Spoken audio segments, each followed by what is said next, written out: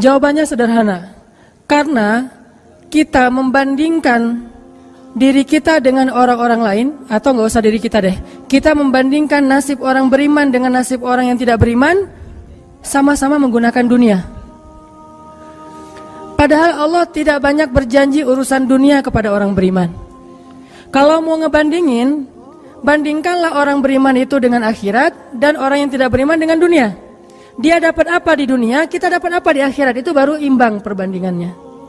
Kalau kita ngebandingin dia dapat apa di dunia, saya dapat apa di dunia, itu perbandingan yang gak matematis menurut Islam, gak logis menurut iman. Baru logis kalau kita ngebandingin, dia orang misalnya riba, terus dia bisa beli aset sekian, saya gak riba, dapat apa nanti di akhirat, itu baru logis tuh menurut iman. Cuman kalau kita hitung-hitungan, dia kok mengawali usahanya dengan cara riba, saya dengan cara yang lebih syar'i, kok dia dapat sekian aset saya enggak, ini secara hitung-hitungannya aja pertanyaannya udah salah sehingga tidak ada jawaban. Jadi kalau pertanyaannya udah salah, tidak ada jawaban. Makanya yang harus diperjelas dulu pertanyaannya, baru nanti ketemu jawabannya. Saya mau sharing sebuah kisah nih tentang dua orang laki-laki Bani Israel. Satu ahli surga, satu ahli neraka. Yang satu mukmin, yang satu kafir. Yang kedua laki-laki ini juga sempat dikisahkan oleh Allah di dalam surat Al-Kahfi. Nanti teman-teman yang rajin baca Al-Kahfi pada hari Jumat bisa cek tuh. Salah satu kisah di surat Al-Kahfi itu kisah dua laki-laki Bani Israel, yang satu kaya, yang satu miskin, yang satu kafir, yang satu mukmin. Ceritanya dua orang laki-laki Bani Israel ini sama-sama Allah karuniai rezeki sebanyak 4.000 dinar. Sekarang 1 dinar itu kurang lebih sekitar 2,5 juta. Jadi ada 4.000 di dinar. Lalu laki-laki kaya, laki-laki kafir, laki-laki yang tidak beriman, membeli sebuah rumah yang sangat bagus di puncak bukit dengan view yang luar biasa, dengan harga 1.000 dinar. Sehingga kemudian dia datang kepada temannya yang mukmin, dia bilang, yuk ke rumah saya tunjukin rumah baru saya. Datang nih ke rumah baru laki-laki yang tidak beriman. Pas ngelihat dari gerbangnya luar biasa, tamannya luas, ada rusanya, ada kijangnya, ada marmutnya, ada segala macamnya, ada onta, ada kuda, lengkap aja tuh. Ini rumah atau kebun binatang ya? Pokoknya rumahnya keren aja. Terus laki-laki beriman nanya, ini rumah baru? Ya. Berapa kamu belinya? 1.000 dinar. Bagus kan? Bagus. Ya udah kamu beli atau 1.000 dinar. Ini rumah kayak gini banyak nih masih dijual. Akhirnya laki-laki mukmin ini pulang. Malam harinya dia sholat, kemudian dia berdoa, ya Allah, sahabat saya sudah membeli sebuah rumah yang besar, rumah yang bagus dengan harga 1.000 dinar. Maka besok saya ingin membeli itu di surga dengan cara bersedekah 1.000 dinar. Maka berikanlah untuk saya rumah yang lebih bagus di surgamu ya Allah. Dia sedekah 1.000 dinar. Lalu besoknya ketemu sama temannya yang tidak beriman, nanya, udah beli rumah? Udah. Di mana? Nggak dekat dengan rumah saya, jauh kata dia. Di mana itu? Di surga. Hah? Caranya gimana? Sedekah. Wah, kamu mah orangnya fanatik lah istilahnya, sok soleh lah, apalah segala macam, Pak Haji, diledekin aja tuh. Diledekin.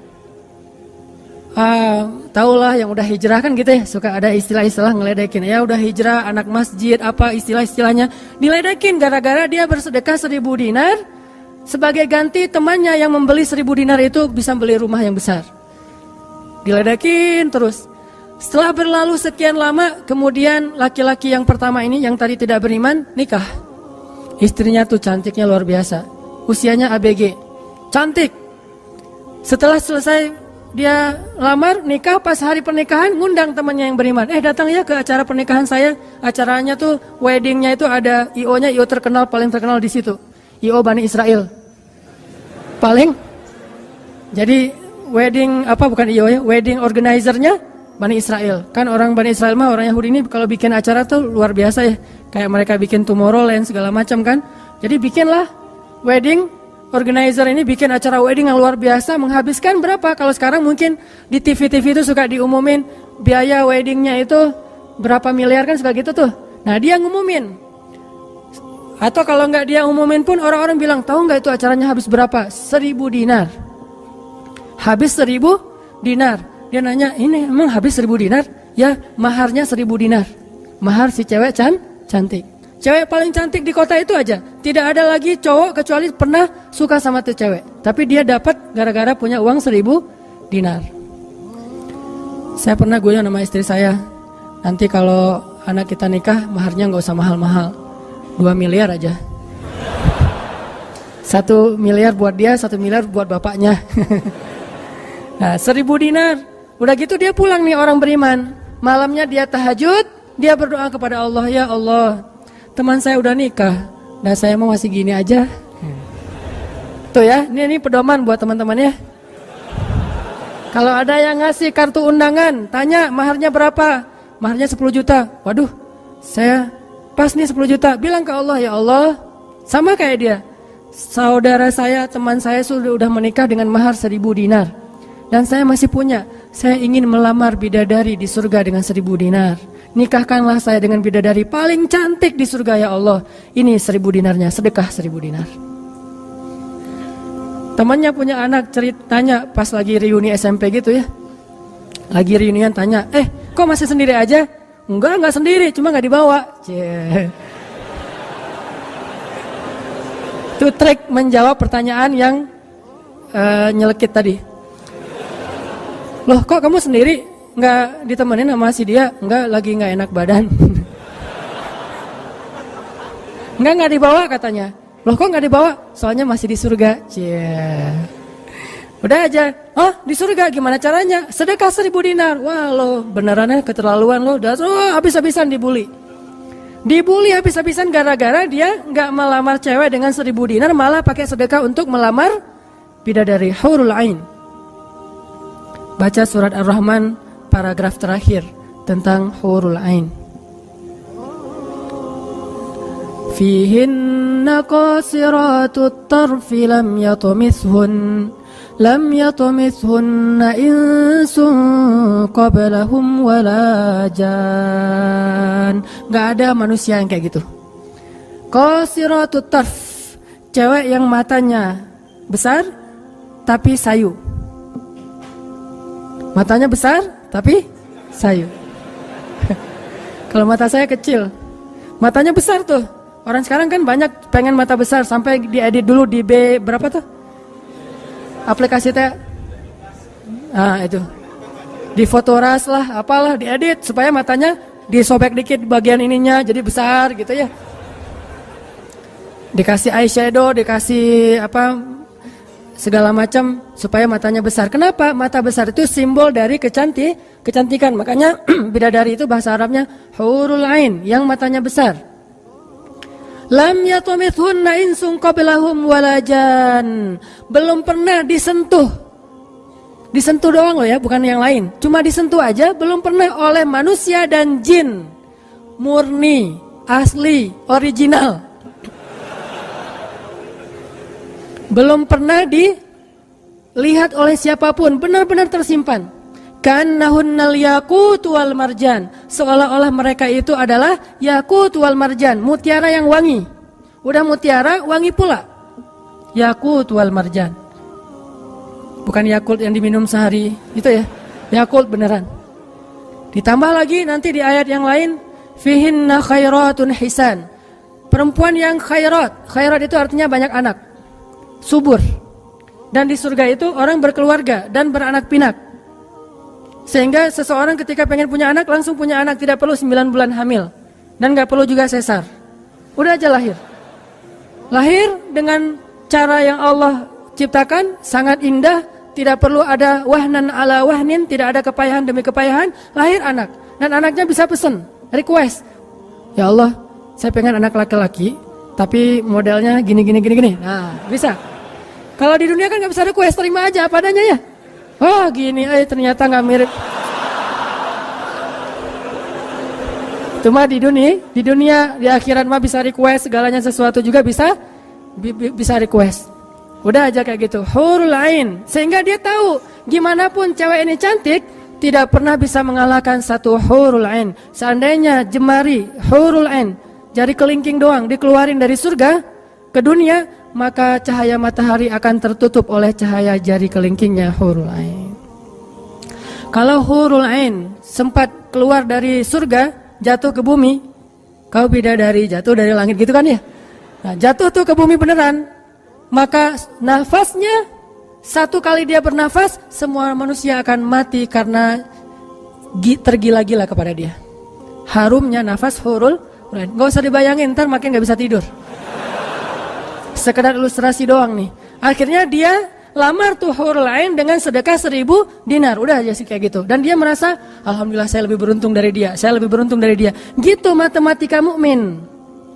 Baru setelah beberapa tahun, teman yang pertama tadi yang tidak beriman beli kebun yang sangat luas. Lalu ngajak lagi teman yang beriman, yuk ke kebun saya. Kamu udah punya kebun? Udah, datang aja. Kamu tahu nggak nih kebun yang saya beli berapa? 2000 dinar.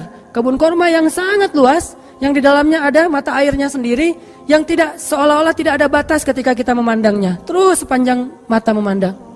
Kebun kurma yang rindang, 2000 dinar. Lalu laki-laki ini pulang lagi, ya Allah, izinkan saya membeli kebun-kebun surgamu dengan 2000 dinar, karena saudara saya itu udah membeli kebun di dunia. Sedekah lagi 2000 dinar. Terus kayak gitu sampai mereka tua. Yang satu meninggal dalam keadaan kaya raya tapi kafir, yang satu lagi meninggal dalam keadaan miskin tapi beriman. Siapa lebih beruntung? Tergantung matematika yang dipakai. Kalau matematikanya materi duniawi, pasti orang yang pertama yang tidak beriman lebih beruntung. Bisa menikmati dunia habis-habisan sampai hari tuanya. Tapi kalau matematikanya matematika mukmin, Rabbani, maka pasti yang kedua lebih beruntung dari yang pertama. Nanti setelah mereka meninggal, ini ceritanya panjang sekali dan kemudian jadi salah satu tafsir dari Al-Quran surat As-Saffat yang nanti kita baca. Di akhirat, kalau teman-teman tahu, kalau kita baca tafsir itu ternyata ya, di surga itu punya jendela. Kayak rumah punya jendela. Cuman saya nggak tahu seperti apa bentuk jendelanya, karena surga itu kata Nabi, ma la ainun ra'at wa la udhunun sami'at. Yang nggak pernah dilihat oleh mata, yang nggak pernah didengar oleh telinga, yang nggak pernah dibayangkan oleh imajinasi manusia. Yang jelas ada jendela itu di surga. Nah, jendela ini apa? Jendela ini dipakai untuk mengintip ke neraka. Jadi nanti kalau ada kisah-kisah penduduk surga menyelamatkan orang-orang di neraka, itu lewat jendela itu. Kalau ada cerita penduduk surga dan penduduk neraka berdialog, itu lewat jendela itu. Bukan keluar dulu, sama-sama keluar terus ada ruangan khusus dialog gitu, enggak. Atau pakai misalnya Skype gitu ya, nelpon neraka pakai Skype. Tling, lagi disiksa, aduh ada yang nelpon, bentar dulu. Kan nggak ada yang gitu ya. Ini mah pakai jendela. Jadi jangan pakai imajinasi teknologi yang sekarang. Nggak ada Skype, nggak ada WhatsApp call, video call gitu. Nggak ada line. Yang ada lewat jendela. Begitu dia ngelihat ke jendela, dia langsung Allah berikan dimensi melihat neraka. Langsung Allah kasih ruang untuk bisa melihat neraka. Di neraka itu dia akan bertanya kepada malaikat neraka, ngasih kayak kertas gitu. Tolong cariin yang namanya ini. Cariin. Oh ya, ini masa nggak kenal kayaknya di surga. Emang siapa? Hananataki. Penduduk malaikat neraka mah nggak kenal. Amin. Aminin atuh. Mudah-mudahan semua kita tidak dikenal di neraka. Dikenal di surga insya Allah. Kalau ini mah nggak boleh heureuy. Ini serius nih mah. Udah aja ngasih nama gitu ya ke malaikat penjaga neraka. Kenal nama ini nggak? Oh ntar dulu nanya ke yang lain. Kenal nama ini nggak? Wah ada tuh yang di pojok sana tuh lagi dihabis-habisin sama malaikat. Udah malaikat yang itu bawain sini gitu. Pas dibawain ternyata itu adalah laki-laki tadi yang di dunia saling bersaing dalam memperkaya diri. Satu memperkaya diri di dunia ya, satu lagi memperkaya diri di akhirat. Bro, gimana nasib lo sekarang? Waduh, saya sekarang disiksa segala macam, dia ngaku kesalahannya. Lah kamu gimana? Dulu kamu katanya beli rumah di surga, terus nikah di surga, terus beli kebun di surga, udah dapat. Wah, bukan dapat lagi. Ternyata 1000 dinar itu bukan satu istana loh, bro. 1 dinar itu sekian ribu istana. Sekarang saya 1000 dinar, bayangin aja. Hah, gitu. Makin sakit kan ya? Makin nelangsa, makin stres. Udah di neraka stres pula, stroke lagi, kena kejang-kejang gitu. nggak di neraka, kejang-kejang aja nggak enak, stroke nggak enak, apalagi udah stroke-nya di neraka kan lebih nggak enak tuh. Orang kena penyakit jantung di dunia nggak enak, ini penyakit jantungnya di neraka lebih nggak enak lagi. Ini mah imajinasi saya. Sesuai dengan di Al-Quran surat As-Saffat, dialog antara penduduk surga dan penduduk neraka. Inilah teman-teman matematika untuk mengukur siapa lebih beruntung. Sehingga kita tidak perlu bertanya, kenapa? Why? Saya udah hijrah kok makin susah hidup saya? Dunia itu, akhirat enggak. Kalau kita mengukur amal kita hanya dengan dunia, kita bakal sering kecewa karena Allah tidak menilai dunia ini bahkan lebih ringan daripada 11 sayap nyamuk. Seandainya kata Nabi dunia ini di mata Allah ada harganya, pasti Allah nggak mau ngasih dunia kepada orang yang tidak beriman, nggak mau. Berhubung dunia ini tidak ada nilainya, Allah kasihlah kepada orang yang tidak beriman. Sedangkan yang bernilai, Allah simpan untuk orang yang beriman dan sabar. Pakai kacamata Rabbani, cara pandang Allah Subhanahu Wa Taala. Sehingga ketika kita hijrah, kita minta tolong kepada Allah urusan dunia, tetapi kita yakin kalau kita istiqomah, ikhlas, maka di akhirat wa ma indallahi khair. Itu harus jadi mantra yang kita ulang-ulang tuh. Kalau teman-teman lagi cemburu dengan dunia seseorang, bilang wa ma indallahi khair. Apa yang ada di sisi Allah lebih baik. Udah enggak jadi cemburu tuh. Saya pakai itu sebagai terapi buat diri saya sendiri. Kalau saya lagi ada rasa kayak kepengen apa yang orang punya, ada rasa iri, ada rasa cemburu, ada rasa kayak merasa orang lain lebih beruntung dari kita, saya selalu pakai mantra wa ma indallahi khair, wa ma indallahi khair, wa ma indallahi khair. Sehingga hilanglah rasa cemburu itu. Apa yang ada di sisi Allah lebih baik, apa yang ada di sisi Allah lebih baik, apa yang ada di sisi Allah lebih. Walal akhiratu khairul laka minal ula, wal akhiratu khairu wa abqa. Akhirat lebih baik bagimu dan daripada dunia. Akhirat lebih baik dan lebih kekal. Itu aja yang kita ulang-ulang mantranya. Wa ma indallahi khair. Udah aja senyum. Kita yang istiqomah gini-gini aja, orang lain yang tidak istiqomah yang sudah melenceng jadi gitu. Ya udah, apa yang di sisi Allah lebih baik. Ada yang gara-gara misalnya dukun bertindak jadi nikah. Kita bertindak sendiri nggak nikah-nikah misalnya ya. Ya udah aja, wa ma indallahi khair.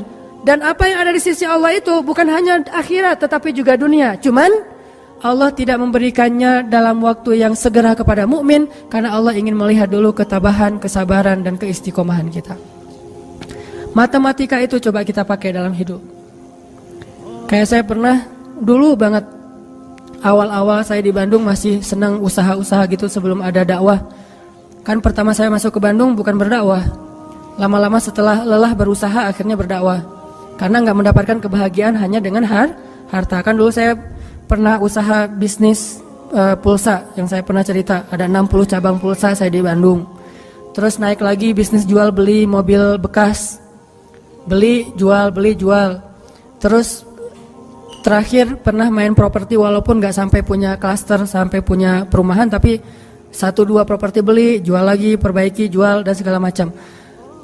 Waktu itu saya sempat hampir kegoda sama teman saya yang beli beberapa aset ruko di daerah Antapani. Dulu Antapani nggak seperti sekarang, masih murah-murah tuh rukonya. Dan kan cepat banget tuh perkembangan Antapani ya.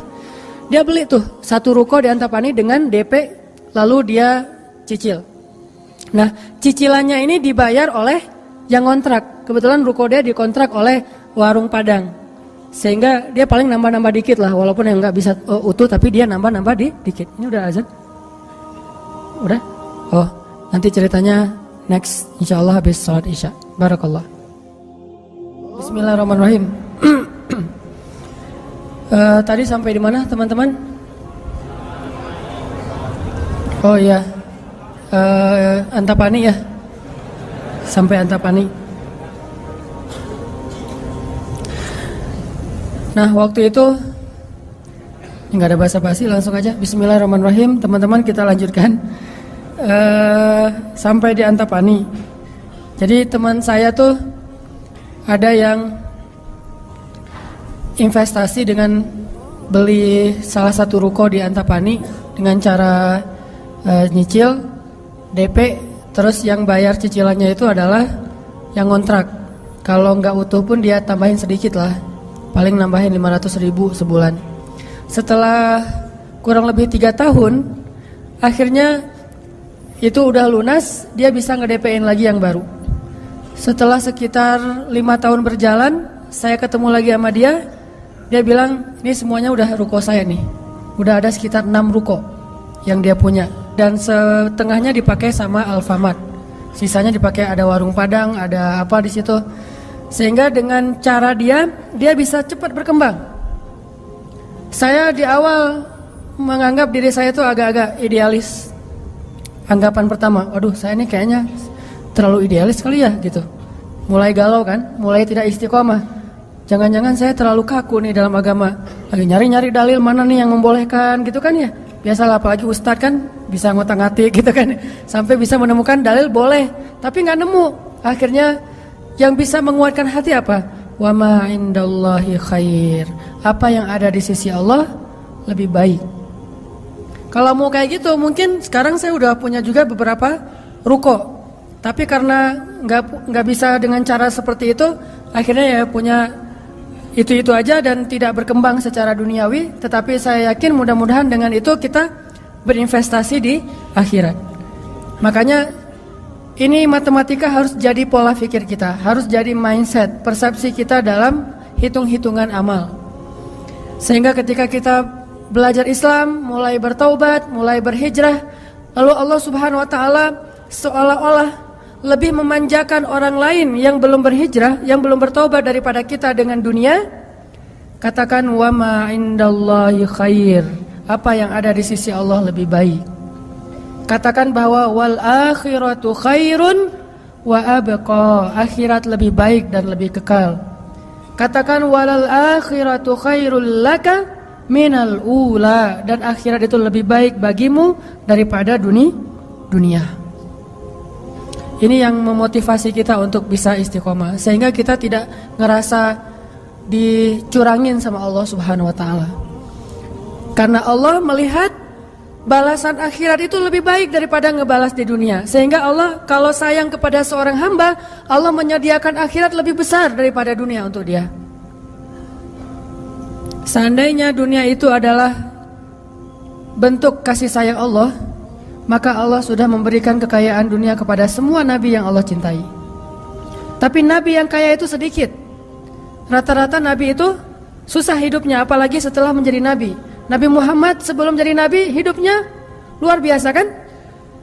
40 tahun pertama, terutama 15 tahun pertama setelah menikah dengan Khadijah, gimana kehidupan Nabi Muhammad? Segalanya ada. Khadijah itu orang yang paling kaya, perempuan paling kaya di Mekah, menikah dengan Nabi Muhammad yang pintar dalam berdagang. Gak pernah Nabi rugi dalam berdagang. Jujur tapi untung. Sehingga selama 15 tahun Nabi mau traveling kemana aja bisa. Traveling ke Syam bisa. Traveling ke Yaman bisa. Syam dan Yaman itu jarak yang cukup jauh.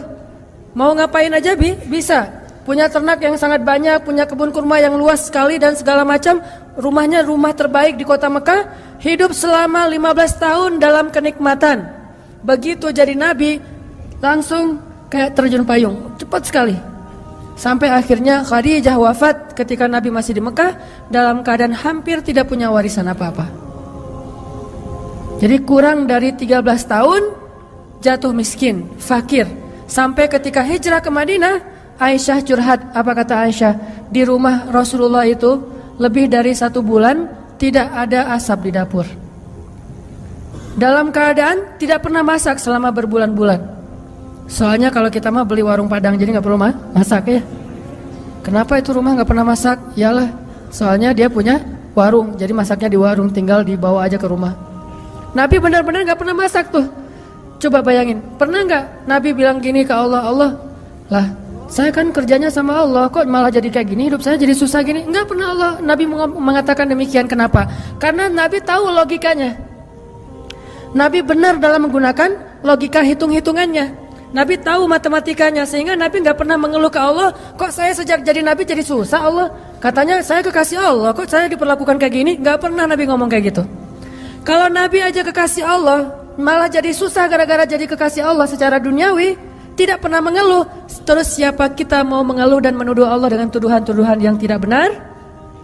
Apakah kita merasa bahwa setelah kita berhijrah Allah harus memberikan kepada kita dunia yang di mata Allah tidak ada nilainya? Berarti kita meminta kepada Allah sesuatu yang tidak baik dan membuang sesuatu yang baik. Itulah yang dulu pernah dinasihatkan oleh Musa kepada Bani Israel di dalam surat Al-Baqarah. Coba teman-teman lihat di surat Al-Baqarah itu ayat 61.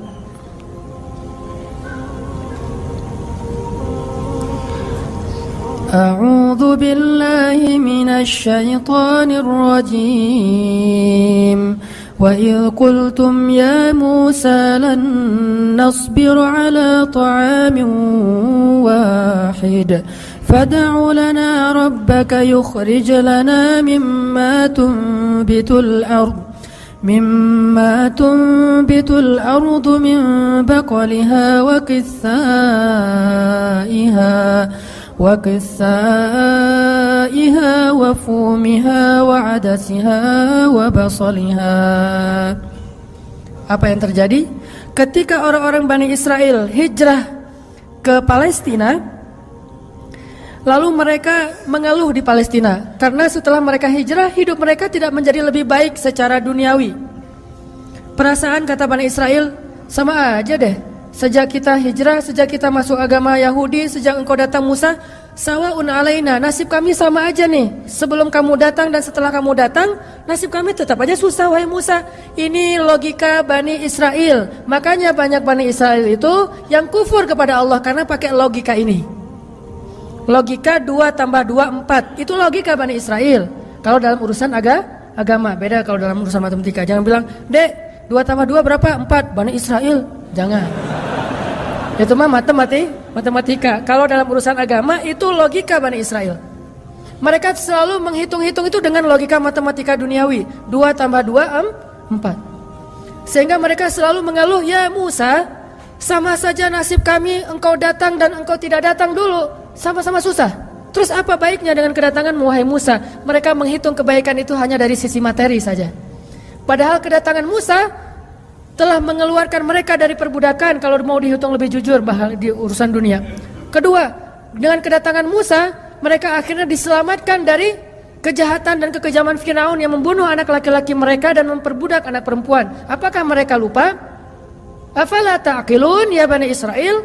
Tidakkah kalian berpikir wahai Bani Israel? Ditambah lagi dengan janji Allah untuk Bani Israel. Allah bukakan langit dan bumi untuk Bani Israel. Bayangin, Bani Israel lagi hijrah nih dari Mesir ke Palestina, di tengah jalan haus. Musa haus ngadu. Hashtag semuanya viral, haus Bani Israel. Hashtagnya haus. Akhirnya Nabi Musa berdoa kepada Allah, "Ya Allah, beri mereka air." Keluarlah mata air satu untuk Bani Israel yang ada 12 suku. Berapa? 12 gitu? Lupa ya gitu deh.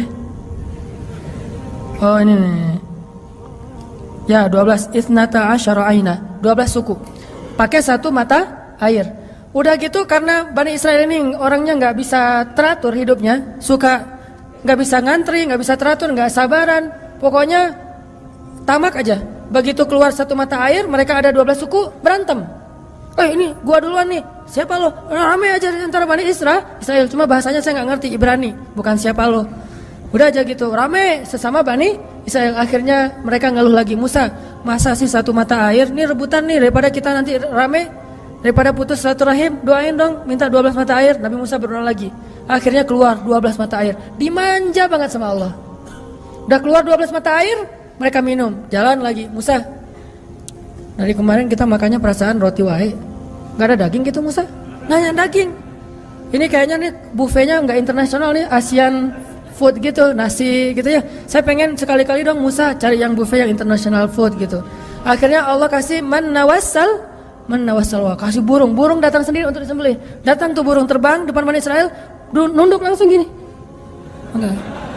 Coba, burung Bani Israel. Coba ada nggak burung kayak gitu sekarang? Bebek gitu ya. "Pak, hari ini kita masak bebek." "Oh boleh. Bebek." Datang seperti bebek teh. Yam, yaitu ayam datang. Nggak ada kan sekarang kan ya? Allah tundukkan burung yang liar kepada Bani Israel, datang untuk disembelih langsung dibakar, terus makan. Kemudian keluar lagi makanan-makanan luar biasa, datang dari langit seperti datang kepada Maryam alaihassalam. Masih ngeluh juga. Terus jalan lagi, Musa haredang cenah.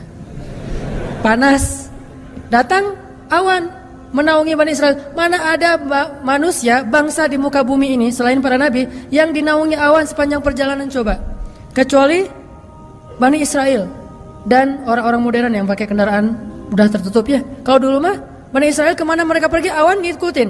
Wan, sana ya kata awan saya. Bukan si Iwan, awan. Udah aja jalan. Bani Israel mana? Kadang-kadang suka iseng, nih lihat awannya nih, ikutin kita nggak ya? Lari ya, lari, awannya ikut lari. Namanya Bani Israel, iseng. Tapi Allah masih diakal-akalin sama mereka kan? Yang pernah saya cerita, disuruh bayar zakat, mereka katakan kami mah zakat 2,5% mah itu orang pelit lah. Kalau zakat mah nggak usah tanggung-tanggung 2,5%, 10% kan Islam 2,5%, Nasrani 10%, Bani Israel 100%. Hah? Sampai Musa aja kaget 100%.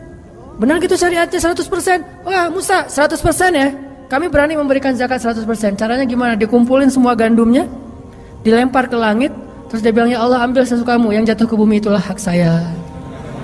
Itulah Bani, saya lempar semuanya, gandum, roti, segala macam, korma dilempar ke langit. Ya Allah ambil sesukamu ya Allah. Yang jatuh ke bumi berarti engkau ridho untuk saya. Mana ada yang nyangkut di tengah antara langit dan bumi kan? Pasti semuanya jatuh ke bumi. Oh berarti Allah nggak memerlukan itu, ya udah untuk kita aja. Yang penting kan kita udah niat nih 100%, tapi Allah nggak mau nerima, ya udah itu akal-akalan Bani Israel. Makanya mereka ngeluh, ya Musa di Palestina itu tidak ada sayur mayur, kami kangen makanan-makanan di Mesir. Kalau teman-teman tahu Mesir itu sebetulnya nggak tandus-tandus amat. Mesir itu ada bagian yang salju. Jadi kalau mau ngerasain Eropa bisa ke bagian itu. Ada yang bagian yang benar-benar padang pasir, ada yang bagian yang subur luar biasa. Nah, sampai mereka kangen dengan sayur-sayuran Mesir. Kangen dengan bayam kalau di kita mah, kangen dengan singkong, kangen dengan jengkol. Ya, pernah kangen jengkol? Karena nggak pernah keluar Bandung. Kalau keluar Bandung pasti kangen jengkol. Misalnya umroh gitu ya. Ada restoran Indonesia, Mang ada jengkol? Di Mekah. Kalau tanya orang Arab, jengkol. Bahasa Arabnya tidak ada jengkol. Soalnya bahasa Arabnya tidak ada jengkol. Mahada kata orang Arab, jengkol yang aroma raihah. Intinya orang Bani Israel kangen dengan makanan Mesir. Terus apa kata Nabi Musa? Qala atastabdiluna alladhi huwa adna billadhi huwa khair. Apakah kalian meminta untuk menukar sesuatu yang buruk dengan sesuatu yang lebih baik? Maksudnya apa? Kenapa kalian ingin dibayar oleh Allah dengan dunia ketika kalian beriman? Kalau Bani Israel itu kalau beriman hitung-hitungan banget. Habis beriman harus rezekinya berlimpah. Habis beriman harus terbebas dari segala masalah. Habis beriman harus dimanjain banget dunianya. Itu pola fikir Bani Israel. Sedangkan para nabi dan orang-orang yang beriman gak kayak gitu cara berfikirnya. Setelah beriman Allah uji, maka mereka mengatakan ini untuk melihat apakah saya jujur dalam iman atau munafik. Seperti kata Bilal. Ketika Bilal beriman, dengan qadarullah dia ketahuan imannya oleh tuannya Umayyah bin Khalaf. Lalu disiksa oleh Umayyah bin Khalaf. Setelah disiksa berhari-hari, Umayyah ngomong gini, Bilal, mana Tuhan kamu?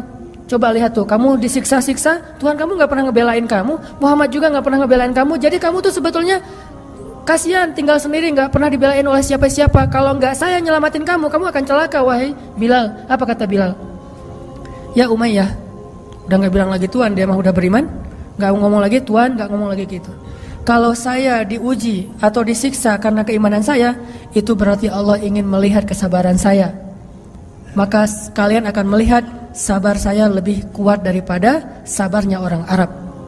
Karena orang Arab Mekah itu terkenal dengan keteguhan dan kesabarannya. Saya akan lebih sabar daripada laki-laki Arab dan akan lebih kuat daripada gunung Uhud. Bilal tahu itu. Jadi bukan, ya juga ya Umayyah, ya udah deh balik lagi aja kayak dulu. Enggak, Bilal mah enggak ngomong kayak gitu. Kan orang suka pundung gitu ya. Pundung fisabilillah. Baru hijrah Allah kasih ujian pundung. Aduh, sama aja udah hijrah nggak hijrah tetap aja nggak bisa dapat jodoh. Gitu kan. Akhirnya udahlah sekalian kayak dulu aja. Aduh sama aja, ternyata udah rajin ngaji belum kelihatan juga ke atas, masih aja nggak ada yang kecantol misalnya kan ya.